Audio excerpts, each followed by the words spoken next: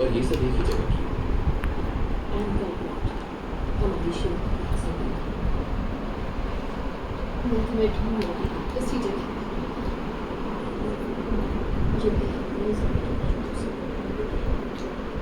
या किसी जगह से आ जाए। तुम्हें इस जगह का पता कैसे चला? बहुत सारे लोगों को बचपन में ही इसका एहसास हो जाता है। शुरुआत छोटी তো चीज़ों নতুন মোবাইল ইউজ করো না কেন?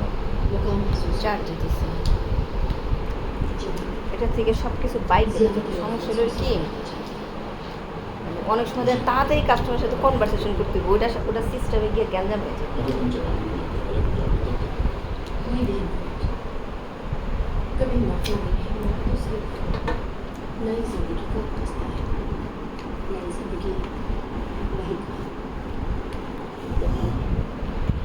ये जिंदगी मैं हमेशा उसी जगह पर गया। उसे उस पूरी से